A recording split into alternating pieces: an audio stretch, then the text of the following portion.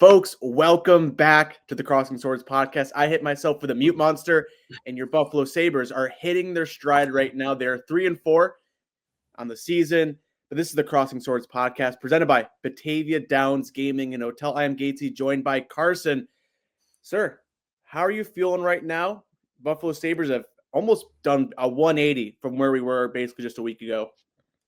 Yeah, a week ago, a lot of the fan base, and I even say some people that are part of the national media as well, thought season was long gone for the Sabres. All of a sudden, it seems like daily clickbait started coming out. To a certain extent, it seemed, okay, Alex Tuch's not going to re-sign. What are the Sabres going to get back for him? Hearing Dahlin and Thompson are frustrated. All that stuff started coming about. Who's going to be replacing Kevin Adams? We take a breather. A week later, here we are, and the dust has settled. Again, it hasn't been perfect by any stretch of the imagination, but you win 3 out of your last 4 games. Even your one loss to Montreal was a manageable game. You showed fight. That happens. You're not going to win every game, and they look a lot better. They still are an inconsistent team, I think, but a big win last night, nevertheless. Colton Ellis stood on his head a little bit. It wasn't a perfect game by any means. Gatesy, I'm sure we could talk about that. We'll get to the goaltender conversation later. But it's a nice debut out of him. Nevertheless, a win, a big win at that against a conference foe. The offense showed up, 4 goals. Jack Quinn looked phenomenal as well. But right now, this is why we talk about it. It's early in the year. You got to let things play out a little bit. For all we know, the Sabres win their next 10. They lose their next 10. So we just got to take our time here. Once we get to that 10, 15, 20 game mark, that's when you really start to have a tell on what your team looks like, and we're slowly approaching that. But right now, a lot better this week than it was last week. Oh, yeah. I feel like last week it was, is this team going to win a single game this season? And you talked about just like all the headlines and the clickbait. The national media on the Buffalo Sabres pisses me off to no extent, because when things are bad, they are punching down like you cannot ever imagine. And I don't know if like I see Chicklets all the time do it. Like, I mean, all the TSN, but the second the Sabres have any relevancy of doing well, there's, all these things. Are the Sabres back? Are the Sabres a wagon? Is this the best team ever? It's, one thing, coming from us, coming from Buffalo teams, but it just feels like every time I see a post about the Sabres from anyone that's not in the area, it's the most just, how can we get clicks out of just a fan base that is so emotionally turmoiled right now? Steve, good to see you. There is hope. And yeah, we're going to get to some of these big guys, Tage, Tuch, Dahlin. They're not really producing at the level that we thought, but the Sabres are still finding ways to win games, which is something that gives me a lot of hope. We can just hop into it now, honestly. So even look back to yesterday's game. The Sabres scored 4 goals. No points for Tage, no points for Dahlin. Tuch didn't have any either. He had, net front a couple goals, but is it weird for you, Carson, to see the Sabres, one, have success, win games without their big guys carrying the team? And is this concerning to you, or is this something that's like, oh, this is kind of a good thing, because once they hit their stride and, these guys are going to find their game, this team is going to be off and running at that point? It's a tough question to answer right off the bat. I remember years past, right? It was, well, when Eichel and Reinhart don't perform, there's no depth typically. I get they had the log line those years, but it seemed like when those guys weren't performing at the top level, the team was typically in trouble. And I guess even to that certain extent, these past few years, it seemed like when Tage, Tuch, and those top guys, Paterka, weren't producing, they struggled to generate a little bit of offense. But they've been a good 5-on-5 team for a majority of these last 2 to 3 years. So I think that's just kind of a testament to the team kind of and the talent that they have. Zucker, he's looked sharp. Hopefully he's going to be all right. Hopefully McLeod, he's looked fine as well. So right now, I don't know if it's something that's sustainable. I think time's going to only tell whether or not they can win without their big guns. But when you look at it, whenever this NHL app wants to load here, Dahlin, he's got 5 assists in 7 games. You can live with that. That's not a bad thing. I thought Dahlin overall, I thought he's been fine. Not spectacular, but I think he's been all right. You can live with how he's playing. Tage has got 4 points, 1 goal in 7 games. You're going to want him to be a little bit better. But I will say that I talked about this last time. These two guys are typically guys who are a little bit slower to start the year, and then they pick things up as the season goes on. Tage seemed like he's forcing things a little bit. I will say, Yep. passing's been a little bit off. Defensively, he's that was never really his strength, but you still like to see him get pucks on net. He's shooting the puck a ton still, which is great to see. And then Tuck, I will say there's a tweet out there last night that said Tuck was kind of loafing it because he's trying to play it safe. I couldn't disagree anymore. I think after that tweet, Alex Tuck decided to turn up a little bit. I think I saw the tweet. Yeah. Right. He literally intermission had to have seen it. It's the only reason that, it turned around. But he got to the net, did all the little things right. And he's a guy, just an absolute workhorse, flies around the ice. It's a guy we want to bring back for sure. And every night it seems like his presence is you could just see it out there, and you see the name Alex Tuck quite a lot. 100%. And I think Steve might have infiltrated our group chat somehow and seeing the rundown. Like Tyson Kozak earned that fourth line center spot 100%. He has goals now in back-to-back games. If the Sabres are getting consistent goal scoring from their fourth line, that is, I mean, you can't ask for anything more. He's been awesome. A guy I've been huge on since he joined the Sabres. He didn't start the year on the team, but he got in and he's earned his spot. I feel like that's what he's done basically his entire time here is he shows up, he does his job, he gets out. You look back to last year, he got a call up, and I was like, why are we calling up Tyson Kozak when we have, these higher prospects in Rochester? But he plays the game such, in a great way. Similarly like a Josh Stone, a guy that shows up, he does the little things right. He forechecks, he hits, he's good in his own end. And the way he plays smart in the offensive zone where he just gets to the net. You see the goals he's scoring. It's not like he's going between the legs. He's not, scoring one-timers on the power play. He's driving the net. He's creating traffic. If he's not scoring, his line mate is. He's such a dog and such a big thing for this team. And Ryan, I guess we can hop to the goalie stuff, get into it now. 3 goalies. Ukko-Pekka Luukkonen called up today. He played last night in Rochester, stopping 21 of 23.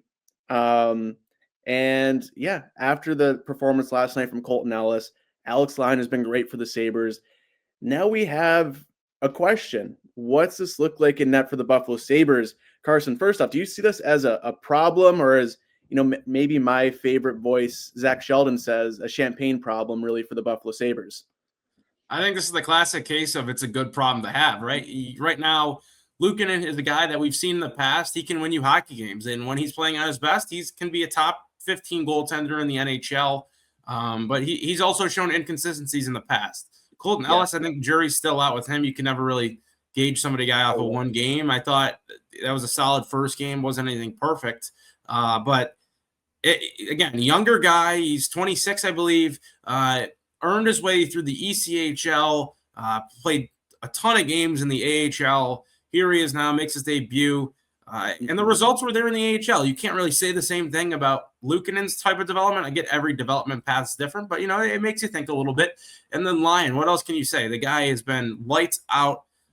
He's a guy we saw a few years ago, absolutely boned the Sabres out of making the playoffs because he decided to go on an absolute tear towards the end of the season for the Florida Panthers. Even got a little bit of playoff action that year over Bobrovsky. But Lyon, what a start it's been to him. And everybody loves to crap on Kevin Adams. I want to say that is a tremendous ad. At the time, it made sense. He's a guy that could step in, maximum split 50-50 reps with Luukkonen. And he's a veteran who's had some success in multiple different locations. And here he is right now, Buffalo. How can you not love the guy? Every time he talks, he's a great dude. It just sounds like he's a great dude. And boys love him, and he's been off to a great start. So right now, I'm not overly concerned about it. It's not ideal. I think as the season plays out, though, you're going to have a decision to make on who goes where and what happens. But this is a lot different situation than the Comrie, Luukkonen, and Levi situation, where all those guys were either unproven or struggling at the time. Right now, you got 3 guys who you feel confident in, which is nice to have. Yeah, 100%. And Ryan, he's, won wherever he's gone. And, last night, it was weird. I tweeted out a little bit ago just how quickly a game can change. Detroit had a wide open back door, and they shot it right into Ellis. And the Sabres scored shortly after that. If they score there, we have a tie game instead of being up 2.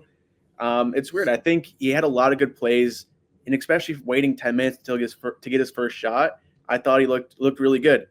So excited to see what he can do from there. And this kind of is a champagne problem for the Sabres a bit, where it's not ideal in the sense of you want to have a concrete plan, especially in net. But if it is, you have Alex Line playing well, Colton Ellis stepped in out of the blue and played well for this team. What's to say UPL can't do that? You look at the Sabres as a whole and how their team has played the past couple of years, especially with UPL and net, they haven't been the best in their own end. And if the Sabres are, not only getting the job done, but, really exceeding defensively with these guys in net, I think that's a good sign that, if UPL can't succeed with this here, like that might be the conversation of, okay, is this a fit? And even JB, why rush UPL back? I'm kind of in that same boat. I thought I'd get a couple more games in Rochester to feel things out, and also kind of let the Sabres goaltending feel itself out too, where these guys are having success right now. You bring in a third, not that's going to, ideally throw things off, but now it's just, okay, Alex Line plays the first 6 games. Colton Ellis waits 6 games to play. What's it's going to be adding another guy in to this rotation? And Steve, not a big UPL guy. His passing's thrown out the window. Sorry, I can't read, Steve. It's been a long day, but yeah, it's exactly what I was saying. The Sabres defense in the past hasn't been the same, and if they're getting success now with career backups, career AHL, ECHL guys, that's a good sign that he can step in. And JB, he thought Ellis looked really comfortable. The scrums are close. I like him getting pucks away from the front of the net with rebounds. Yeah, someone on Twitter too, Carson, was saying he was good with rebounds. And one thing I liked about Ellis, and one thing that I think is going to be the biggest test for UPL, and I mean, he has a future here in Buffalo, was timely saves. Ellis, at the end of the game, he stopped all 13 shots faced in the third period. When the Sabres needed a save, they got it. He had a couple big breakaway saves throughout the game. Sometimes he isn't the prettiest goalie to watch, but he'll make saves, which is the most important thing. And UPL, I like how he plays. He's very smooth. He's big. He moves well. But sometimes, and a lot of times throughout the career, he's really lacked making that key save. So I guess when UPL gets that first start for you, is there something you're looking at of okay, as long as he looks good or as long as they win, is there kind of a threshold for you that, after game 1 for UPL and the Sabres this year, it's okay, I have an idea of how I'm feeling right now? That's tough. Situations are situational. To jump even a further step past this question, it's when is he going to make this start? Good point. Because they have the back-to-back coming up this weekend. Mm-hmm. I believe they have somebody maybe Monday. I believe so. I think it might be Columbus or something. Yes. Regardless, it's a fast turn of the schedule here. Yes. I don't think he's going to get one against Toronto. That's just me fully speculating. I don't know anything. Columbus on the 30th. Yep. So we'll have to see. It's weird. I don't know when they're going to fit him in because you have the back-to-back. So here's the opportunity you could say, at least it's a good PR move. Lyon, let's say, gets Friday. Ellis gets Saturday or whatever. It could be flipped around. And then Luukkonen gets the game against Columbus. And I like that. It could be like that. But as far as his performance goes, I don't know. I don't think one game's the right solution. He's played, almost 100 plus NHL games now. So he's got some experience down. It's been inconsistent. You remember James Reimer outplayed him towards the end of the last season. Yep. I'm curious to see how long the leash is with UPL. They gave him a lot of confidence as far as in press conferences and everything. They boosted him. They're like, hey, he's our guy. We gave him the contract. We still believe in him. He's our guy. So I think there's confidence still there. We've seen him perform. It's just been few and far between at times. I think Luukkonen's still a good goalie. He's still got potential.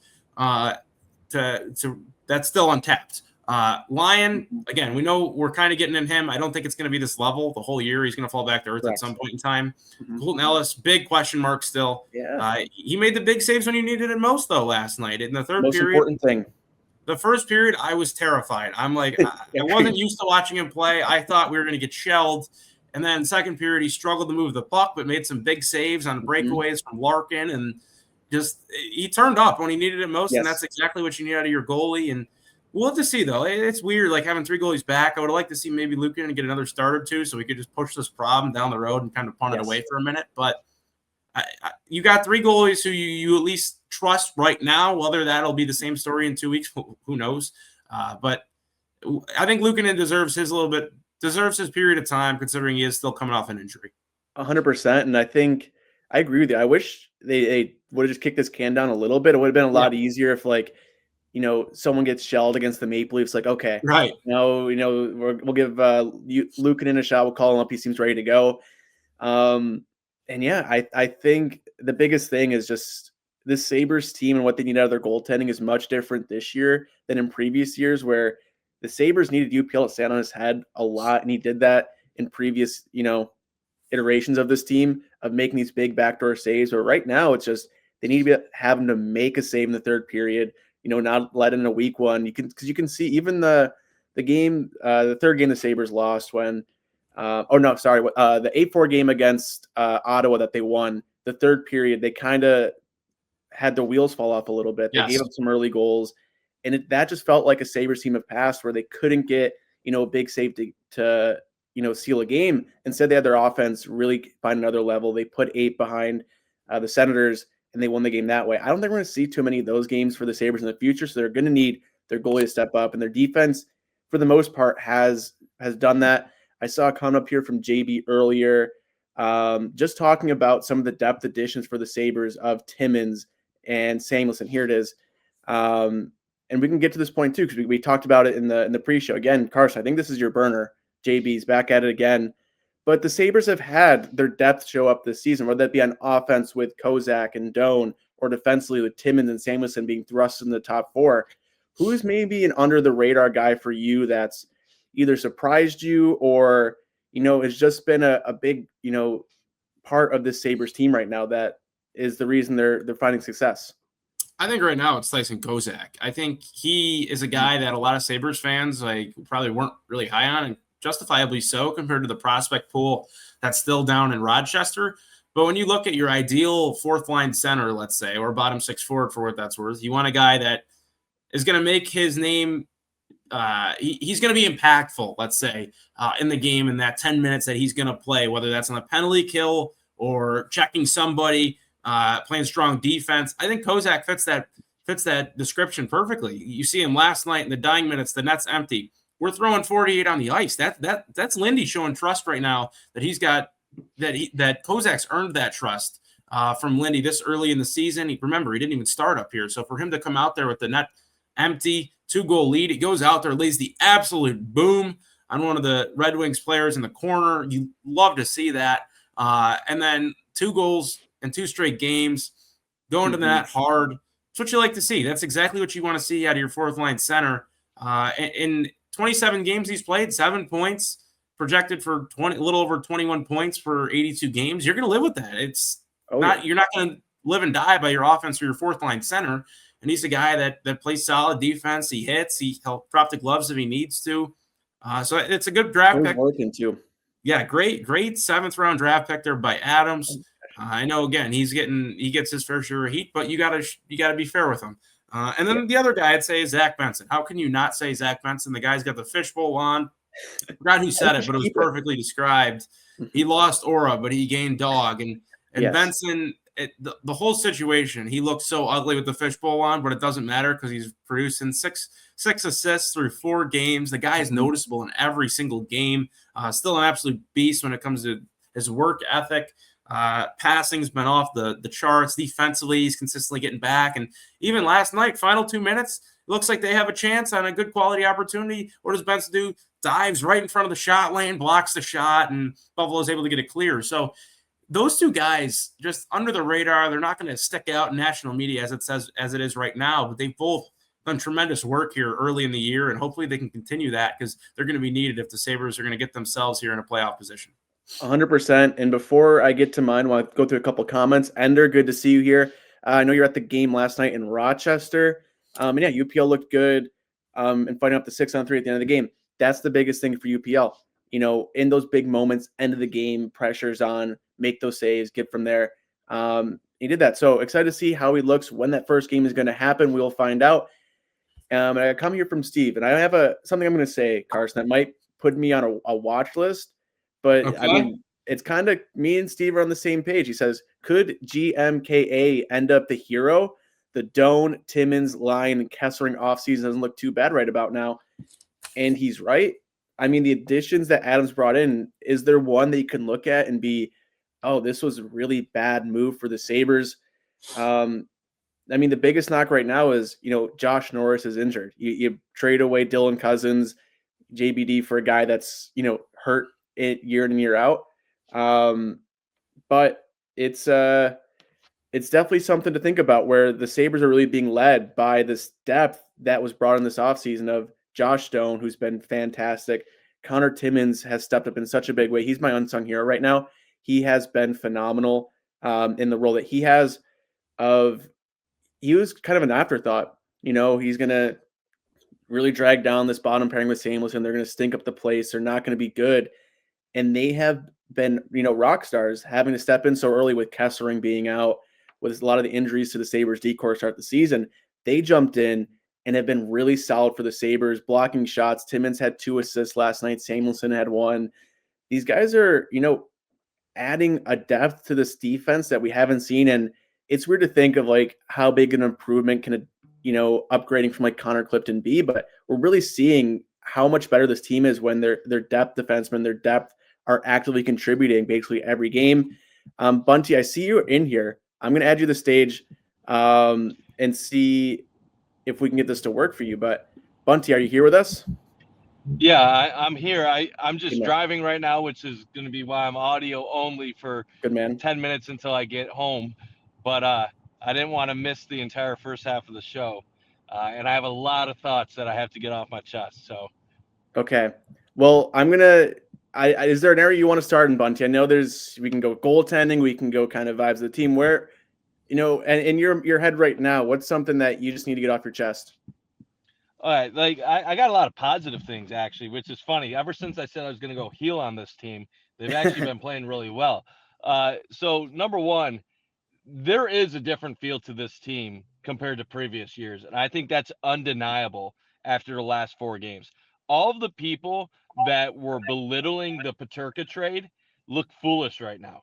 Josh Stone is exactly what this team has needed, like the last 5-10 years on this roster. And we haven't even seen Kesselring yet, and you see a lot of guys stepping up around him. So that's number one. I do think that this team has a much better makeup than what they've had in previous years. And number two, I do think we need to talk about the goaltending. Alex Lyon has been fantastic.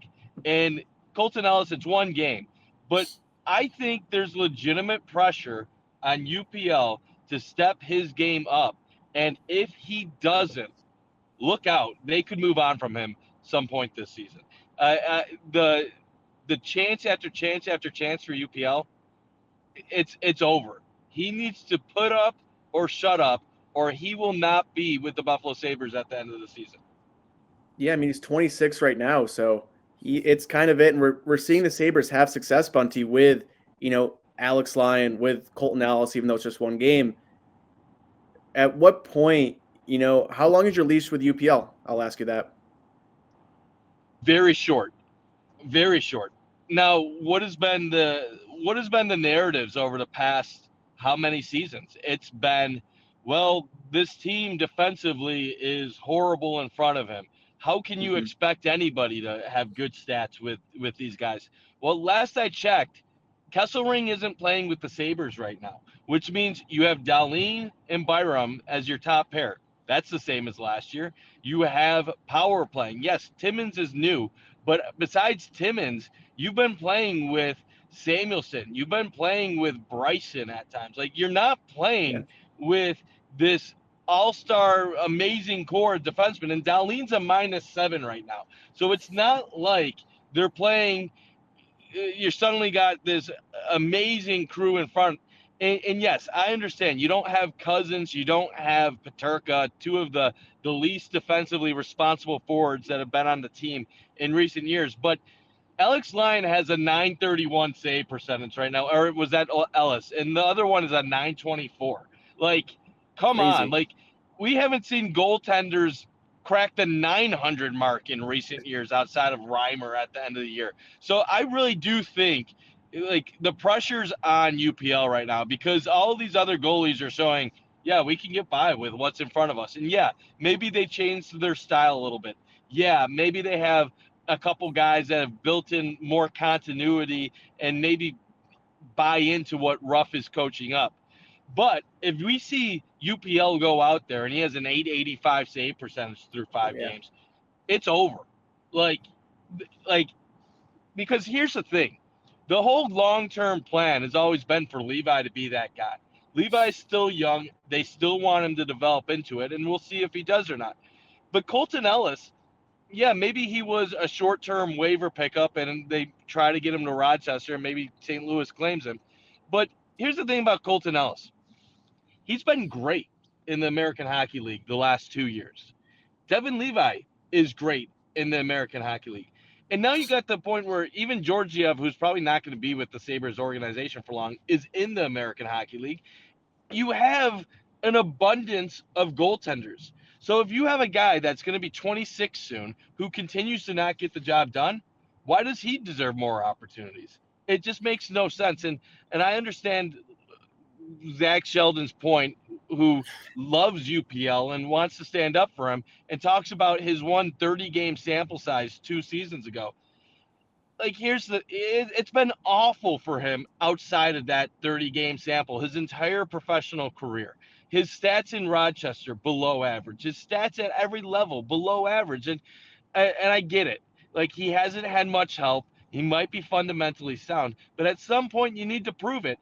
And when you have 2 other goalies in the system, because I'll say Ellis is a in the system type guy right now, that have shown they can get it done at the American Hockey League, how many more opportunities am I supposed to give UPL?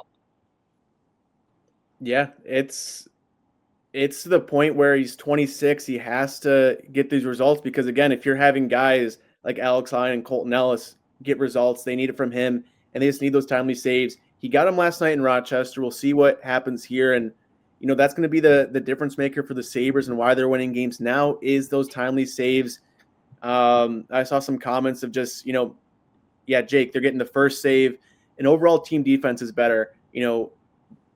How they're playing has definitely been a big game change where they're not having as many, rush chances backdoor. Colton Ellis made some big breakaway saves last night, which I feel like the Sabres really haven't given up many at all this season.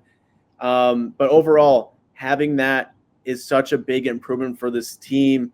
And just, Bunty, I'll ask you one last thing before we go back to Carson.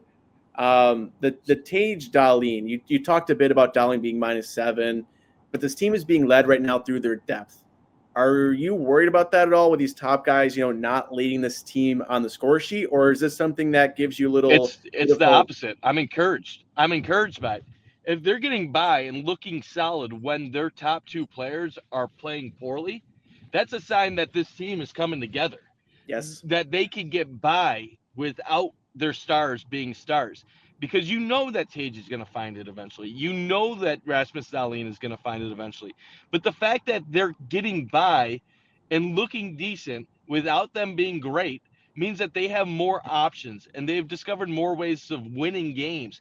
Like, think about how bad special teams was last year, and we all hammered them in the first 3 games of the season when the power play stunk. The power play, the guys are actually moving around right now. Josh Doan has been a revelation to the power play. His ability to get in front of the net. Zucker is finishing. They have guys in the right spots right now. And this is a lineup that doesn't even have Danforth or Greenway in their 4th line, which probably can help out their 4th line a little bit right there. Which, like, in the past, those might be guys that are playing the 3rd line. And early this season, Danforth was on the 2nd. And look at Quinn stepping up. Quinn's playing with confidence. Why? Because he's for the first time in a while playing where he probably should be in the lineup. And these are the small things. And over a course of a season, if they can get the rest of the guys to really start believing in themselves, playing with more confidence, it's going to be good for the entire organization. And even like Zach Benson, a guy like that, like 3rd year in the league, people were like, oh my goodness, like, how can we depend on a 20-year-old that's getting 30 points a year? Well, you put him with the right guys and players that complement his play style. And then suddenly you see a guy that has a much higher ceiling that fits the mold of what they drafted. And I'll say this one point before tossing to Carson, because I got to go inside and then I'll get my camera up. The goalie situation too is another, beyond the whole UPL conversation. We need to talk about how we now view the rotation. I don't think this is even I think at minimum we're looking 50-50 for Alex Lyon now. Like, this is no longer it's UPL's net and Alex Lyon is the backup. Like, Lindy Ruff rides the hot goalie, and Alex Lyon is the hot goalie. He might start 45-plus games this year at this current pace. And Mhm. you know what? I don't even blame him. In ideal situation, you look at the goalie depth with Levi and Rochester. I still see a scenario where Levi is the backup next year. So he's not going to be Yeah. he's not going to want to be in Rochester much longer. No. So if they do the 3 goalie rotation, which I think they should, I think you might have a legitimate competition between some of these guys in the upcoming years. Plus Carson, and I'll join you guys in a few minutes. We'll see you on the other side, Bunty. We'll hold the fort down until then. But Carson, I just had a quick question for you on just, the Sabres right now are having guys step up. We talked about depth. Jack Quinn, 3 points last night, 6 points in 7 games. How are you feeling about him so far? And, do you think this is sustainable for him to, put up some monster games here and there and help this team win games down the stretch? It's a hard question again, because this is a guy who the sky was the limit for his potential a few years ago before he suffered the Achilles injury, and then he dealt with injuries. It's been tough for him as far as his health. And then he comes back last year, plays pretty much a full season. Struggles starting the year, and then it seemed like the last 30 games or so, he started to turn it around, was a little bit over a 0.5 points per game type of player, which I guess is kind of where he was at before the injury. He's still a guy who he's not going to be your ideal prototypical player in the corners, I don't think. But again, he's not drafted for that. I think he's a guy that's a natural-born goal scorer coming out of the Ottawa 67s organization. He was scoring 50-plus goals. So this is a guy who his shot's his best attribute. Last night made some nice plays. The second or his first assist, I believe, was Zucker on the rush. Zucker, that was a little lucky. Beautiful. It was beautiful. Regardless, yes, it looked beautiful.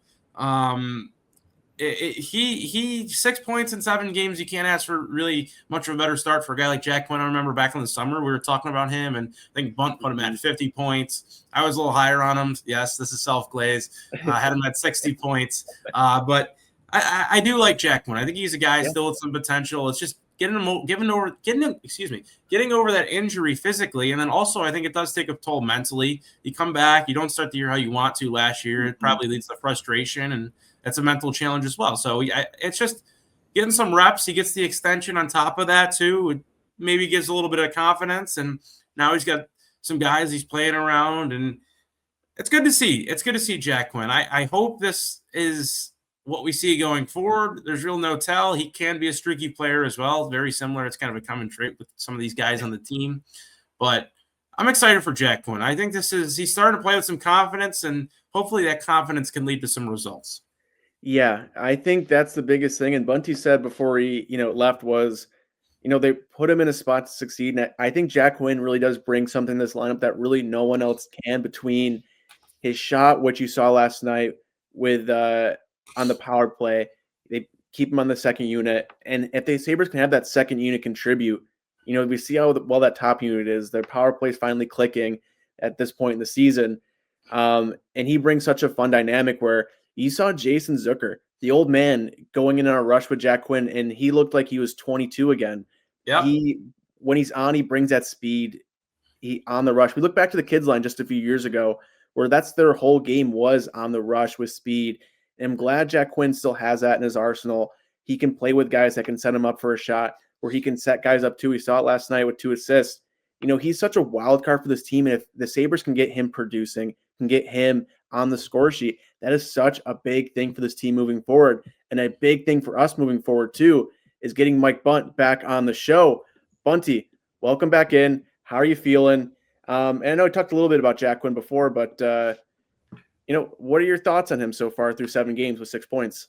Yeah, I mean, got off to a little bit of a slow start the first couple of games, but the last game was probably one of his best games of his career. I mean, 3 points, going through the center of the ice with aggression, setting guys up, then has the blast on the one-timer. I think Quinn is a big piece of this puzzle. I said it before the year. I think on the third line, that's a proper fit for him. he should be good on the third line. I mean, you're not talking about a youngster without experience anymore. You're talking about a guy that has been playing the league for several years. We all know what his main attribute is. It's sniping. Set him up to score. And Lindy Ruff said it in his press conference the other day, his media scrum. A lot of guys, you might need 6-7 shots in a game to really get that one opportunity. With Quinn, you get 1 or 2 shots, he's going to put one of them in the back of the net if he gets a good angle. For Quinn, it's about finding the spot and having players find him. And I think that's been the struggle at the NHL level, is combination of right line mates and also developing and getting to where he needs to be. But I think we're seeing him take a step up, and I would love nothing more than him to just continue to be successful on this third line, be a 20 to 25 goal scorer. I know at one point we thought like he could be a 30 plus. Let's try to get to 20 to 25, and then maybe baby steps at some point he can take it to the next level. Yeah, 100% agree. And like I said, that's that depth scoring that the Sabres have had. But I'll ask you one more, because Carson had talked about this earlier. The Sabres, they're finding success because of their depth. It's not because they're being carried by their top guys, which I don't know the last time I've been able to say that about this team. But is there a name that's really stuck out to you? I actually didn't answer this myself, but Carson went with Tyson Kozak as a guy that's, been your favorite unsung hero so far. I actually went with Connor Timmins. It's coming back to me now. But out of the Sabres depth that's kind of been carrying the team so far, is there a name that sticks out to you as like, this is good? I wasn't expecting this much of a contribution from this player. It's a good question. I really haven't even thought about that off the top of my head. Just trying to think, like going through the list of guys so far. Yeah, I mean, you felt good about Doan, and I think I felt good about Doan, but I didn't know he was going to be at this level right away. I mean, but even like Zach Benson, Alex Lyon's an obvious choice just because he's been on a tear, and that Timmins is a good choice. But you and I talked about Timmins this offseason and how even though he's had a limited career in terms of playing time, like he's had good metrics. So that makes sense. I do think Samuelson is better than what a lot of people recognize in a smaller role where he's not going up against top forwards. I think he's actually kind of valuable on a third line pair. And that's something that you and me, I think, both kind of thought as well. Yeah, we were happy with him there. And I'm just trying to think of anybody else throughout the lineup. A lot of it is what you would expect to this point. Zucker's performed. McLeod's been maybe a little underwhelming. Tuck has been a little underwhelming. Same with Thompson and Dahlin. There really isn't anybody that is overperforming expectations to a crazy level. I'd say maybe Quinn is the guy. Quinn and Doan would be the two guys that would probably be my unsung hero, and maybe Timmins. And we'll see when Kesselring comes back. I think he's going to be a big part of that too. And it's kind of crazy. Like we talked about, you and me, Gatesy, were live when that Peterka trade went down. And the initial reaction was so negative that entire evening. And people were like, well, Kesselring's good, but this Doan dude has 19 points. Oh, he's son of Shane Doan. That's cool. That's cool. And then you like a couple days later, you look at the metrics. And I was with you. Like when the Utah fans were like, oh, we're going to miss this guy. And when you start looking at it like, oh, he's a two-way player. And, oh, he might have scoring touch. I was like, you know what? Maybe he is something like that could turn into it. Somebody special. But he's been good right off the bat. So I if you're saying unsung, it has to be Doan. Because 100%. As people thought he might develop into, he's already doing it.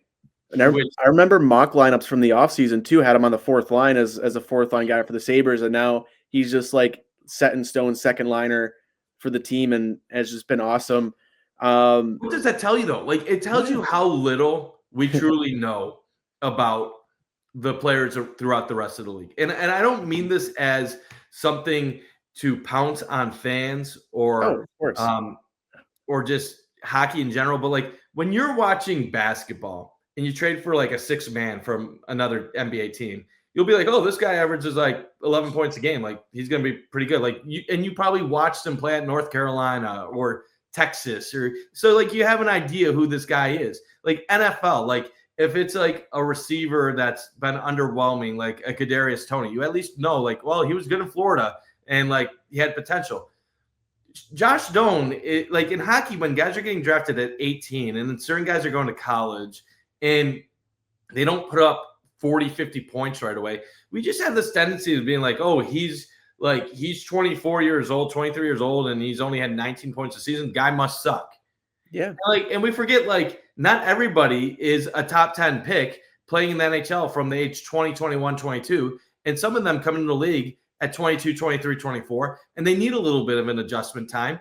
And like, you look back at all the reactions to that trade now, like, what would you have said the Sabres really needed going into the offseason?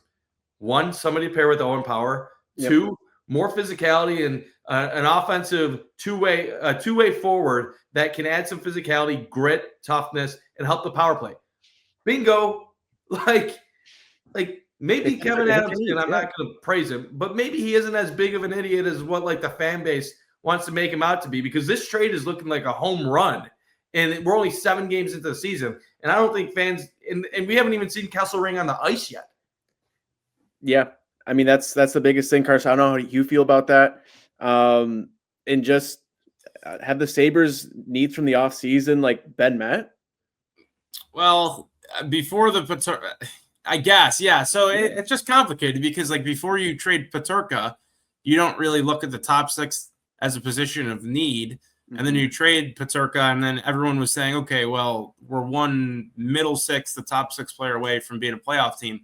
But the initial needs before the top 6 need became a thing without Peterka, yeah, they've hit this out of the park without a doubt. Alex Lyon so far has been arguably an unsung hero himself, because people had some concerns about him and how consistent he could be, but so far so good. Defensively, Kesselring is still – you expect him to be pretty good. He's been pretty good. Can he take that next step with Owen Power? We'll have to see. But Josh Doan flying down the ice just every game. Offensive production's been there. Defensively, he's been solid. Power play, he's made that thing come to life. Just overall, again, I'm higher on Kevin Adams than a majority of Saberhood is, but I thought at the time of the trade, I was a little disappointed with the return. But again, a day or two later, you start to look at the metrics, and you could see why that the scouting department and the management decided this is the Josh Doan's part of the deal. If he's not part of the deal, we're not gonna do this thing. So you could see the outline that management had. So far, it's worked really, really well. I think we'll have to see if it's consistent going forward. It's early to really have any certainty with this lineup going forward. They've been an inconsistent team these last 3 years, and they've been fragile these last 3 years. With that said, I don't think they're that fragile so far this year. You lose 3 in a row. Past teams might have lost 5 in a row. And against Ottawa, you could start to see it slipping away. It's an, oh, shit, here we go again. Lindy calls a timeout, smart veteran coach move, and the guys find themselves. So that was really an encouraging sign to see.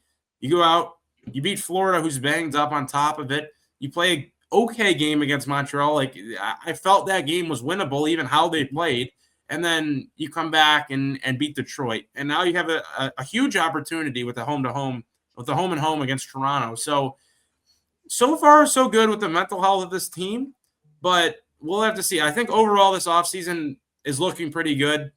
Still to be determined, though. And you know what it also showed? It shows that, like, everybody mocks the playing tougher, like, hockey. Oh, yeah. And it shows like there is something to that. And like what I get frustrated with is like there's a middle ground. When you're saying that playing tougher, you're not saying like we want 10 Beck Malensteins on our team. You're saying you want Josh Doans. You want Zach Bensons. You want like Zuckers and Alex Tucks. You want guys that their skill isn't their only attribute, that they can play a two-way game, that they can contribute on a forecheck, that they can provide scoring in a variety of ways.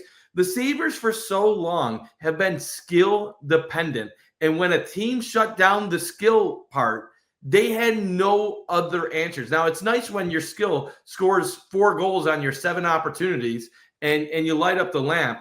But then the next 3 games when teams are stopping you at the blue line and you can't dangle your way around and you don't have the physicality to forecheck, you're screwed. Like what this team is showing now is in their middle 6, they have a couple different attributes, and that's important. And it's still a young team. Will it be enough to get to the playoffs? I don't know, but it's like the same thing when in football, everybody's like, just pass the ball 45 times a game.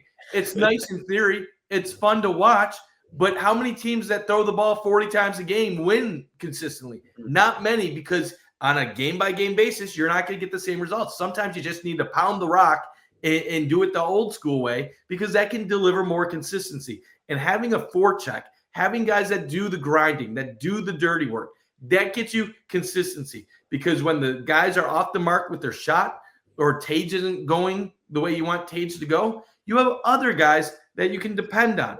And this is kind of what I was screaming from the rooftops after a 91-point season. They went all in on like Quinn, Peterka, Cousins, and like, cool, nice. Like, they got a lot of skill. But when teams take away that, how are you going to adjust to it? And this team now, they have some answers. And we'll just have to see if they can keep it up. And that's important too. Like this comment from Andy saying the Sabres, lead the league in posts with 15.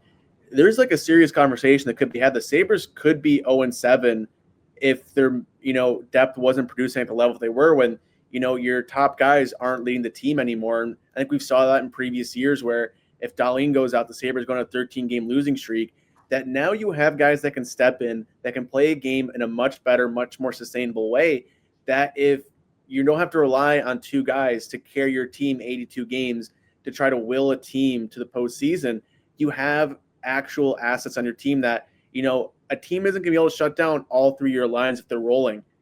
Now the Sabres have that opportunity where it's not just they have one top line and they're just going to try to survive with the rest.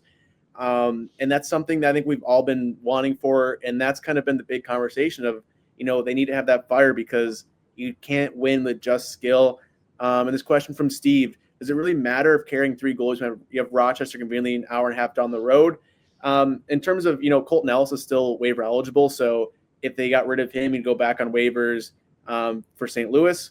And yeah, I think they're just kind of at a point where they're going to have to see what happens on the ice with this goaltending.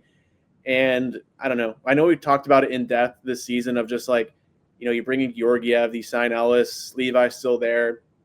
You have UPL Lyon. I think the Sabres at the point, they're going to play whoever has the hot hand. That should be their mentality going forward. But it does matter, by the way. It does matter. This is the exact opposite of the 3 goalies the previous. Yes. Like the goalies sucked then. And it was like, well, who cares? Like they all suck. It's not going to make a difference. Yes. This is more like the longer they hold on to Ellis, that means they have doubts about UPL. Because if they have no doubts, by the way, Gatesy, I'm such a good comparison. I was big on that OTD, he is obsessed with Steph Talov stuff. The comedian, yeah. I looked her up. I was like, problems. I think we're related. He made me look it up, and you know what? Just ignore him. No, I like it. But the 3 goalie thing now, like the longer they hold on to Ellis, it's just sending a message to UPL, like, dude, better show up. Because if UPL comes out and he has like a 9-10 save percentage through like 4 or 5 games, well, then they can probably safely move on from Ellis. He can get reclaimed, or they get him to Rochester and you move on. But if UPL is struggling through his first 3, 4, 5 starts and Ellis continues to perform at a high level, they're going to try to shop him. I guarantee it. So we'll see how it goes down. But is that even the worst scenario in the world? Ellis would be a cheap backup, Lions playing at a high level, and you still have insurance in Rochester. So in OTD's commenting, he's not going anywhere. So he has the answers for us. We don't even need to have the show. OTD can just. Why we've been playing games. But speaking of playing games, we're 7 games in. Gentlemen, Carson, I'll start with you. As this first 7 games have been, I felt like 3 lifetimes already from what we've experienced the first 3 to now winning 3 of their last 4. where are you at with the Buffalo Sabres right now? I know it's just kind of been a little bit everywhere, but how do you feel about this team? How do you feel turning the game on? And what do you think this next couple of months looks like for the Blue and Gold? I'm not close to being back on the Sabres. I don't know if I ever really 100% was like these past few years, but I have something in my eye right now. Apologies. But Great. I think, again, we're still 3-4. We don't even have a winning record yet, and we're 7 games into the season. You lose both games in Toronto, again, the world's falling apart. So you win both games in Toronto, we're going to be the Stanley Cup champions this year. So I think there's got to be a level playing field. I've said this before, and it's kind of a cop-out answer, I know. But give me until the 15-game mark, and I'll tell you how I think this team's going to finish. Right now, I still think the projections with Jay Fresh and all those guys who work with the advanced analytics, they do a great job. I think they're going to be around 85 points still. But, again, it's early. I definitely am going to adjust that number as we get closer to that 15, 20-game mark.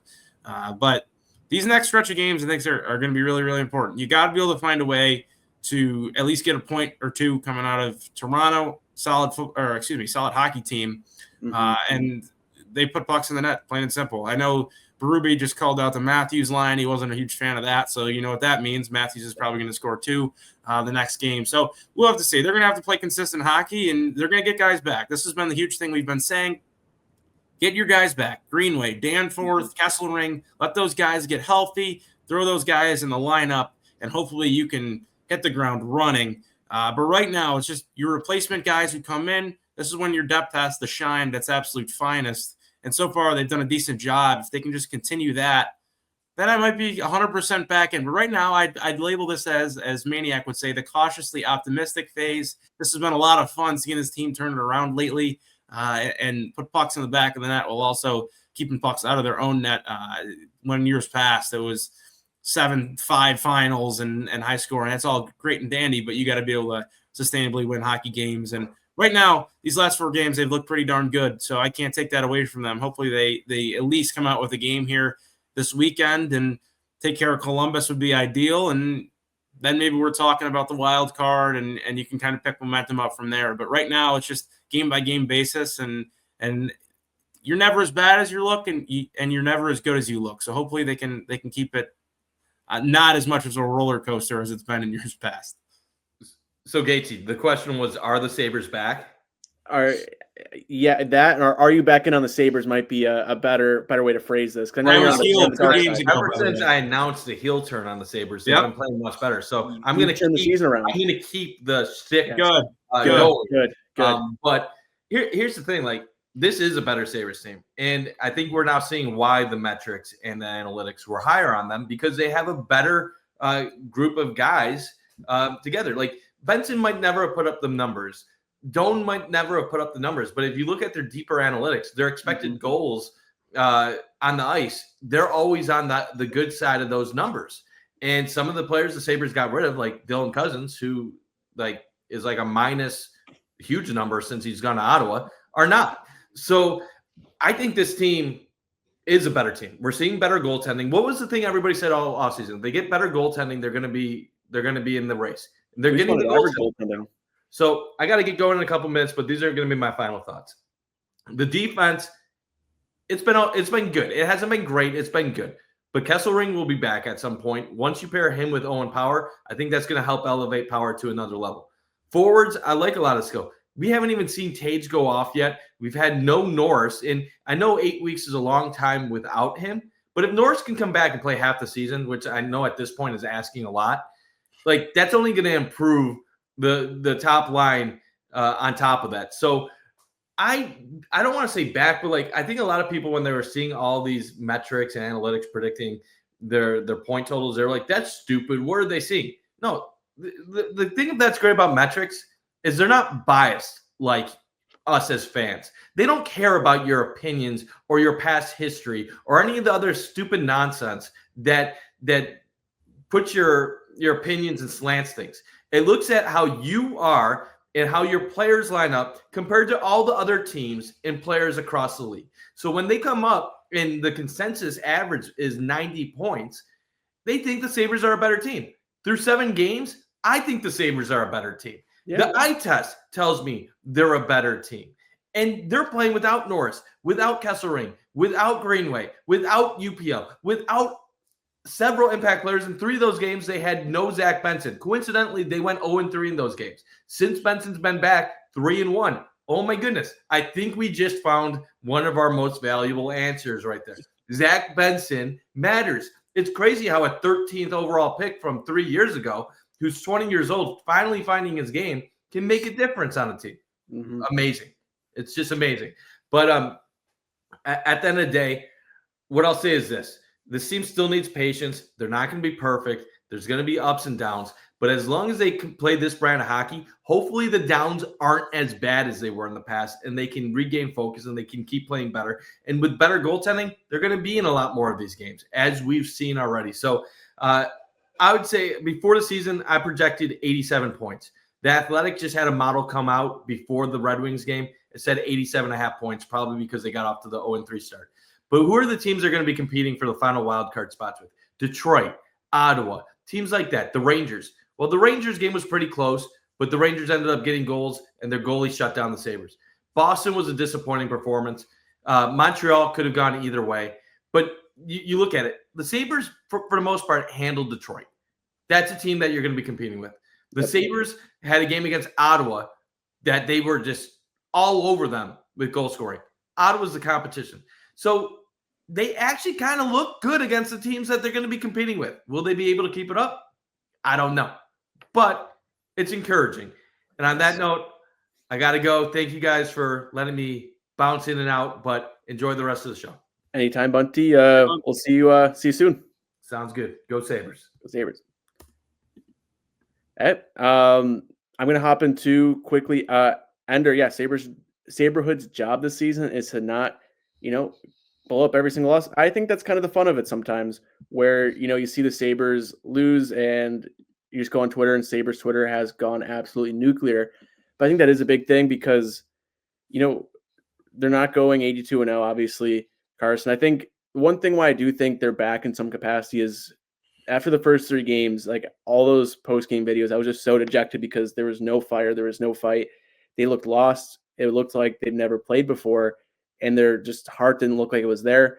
After that Ottawa game, where you brought up earlier, where you have the lead going into the third, this feels great. They give up 2 quick goals. They call a timeout and score right after. That feels like such a pivotal moment in just the overall vibes and, culture and this team not falling apart. They were 0-3. There was Fire Adams chants in their home arena before. They're getting booed off the ice, a jersey thrown on the ice. It felt like the world was crumbling in. They dug deep. And ever since that moment, they've been a much better hockey team. They've been playing a lot better. We're still trying to get that full 60 minutes, but they've been working each game where they're not falling asleep at the wheel the entire third. They're not gone the whole first period. Last game they held Detroit without a shot for over 10 minutes into the game. That's something that they can build on. They're still a young team.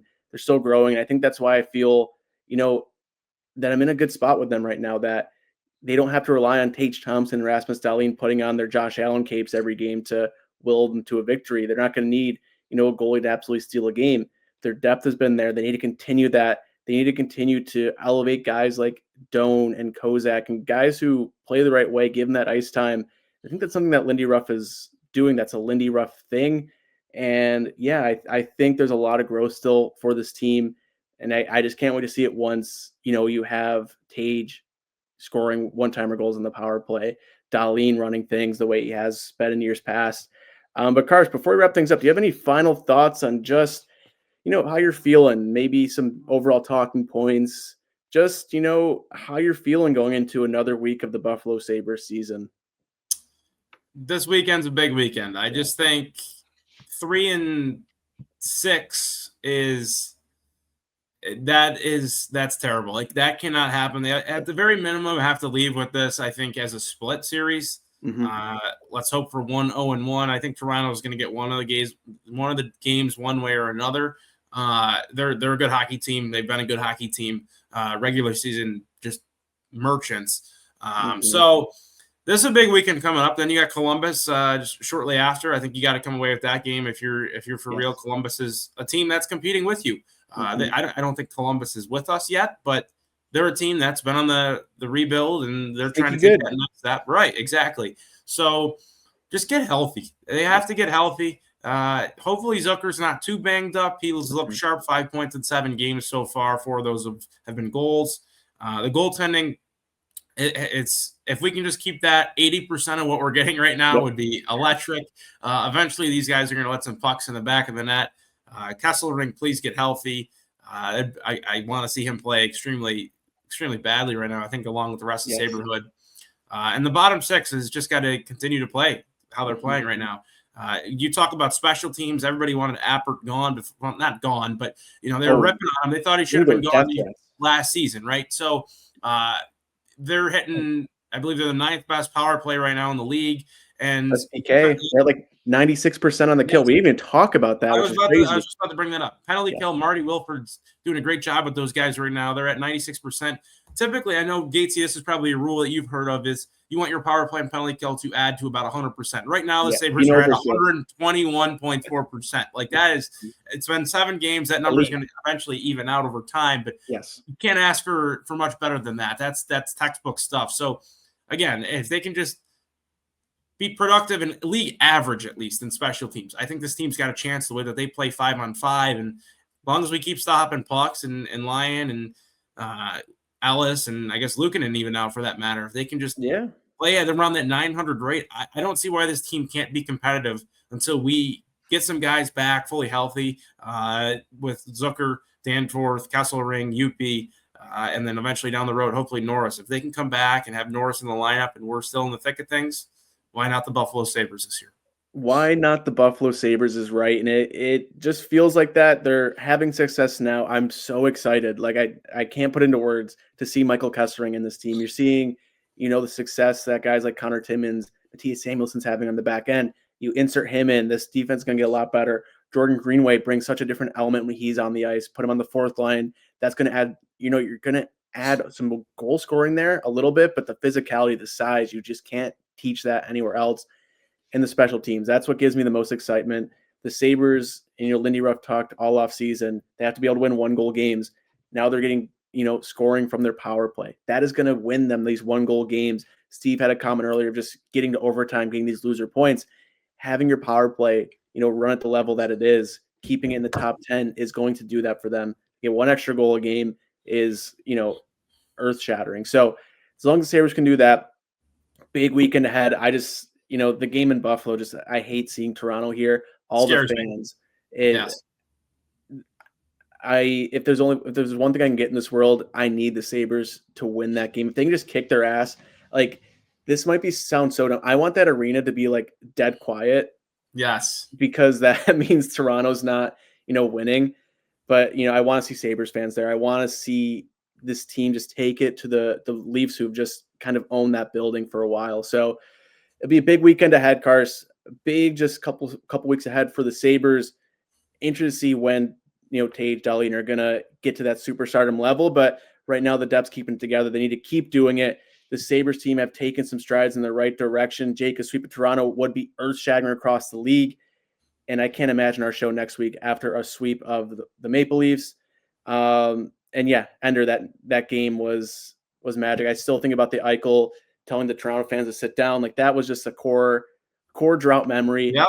But folks, I want to thank everyone for tuning in tonight to the Crossing Swords podcast presented by Batavia Downs Gaming and Hotel at Carson Hayek. We had Mike Bundt join us just for a little bit. I am Gatesy35. Thank you again for everyone stopping by. Ender, the building was dead. It was awesome.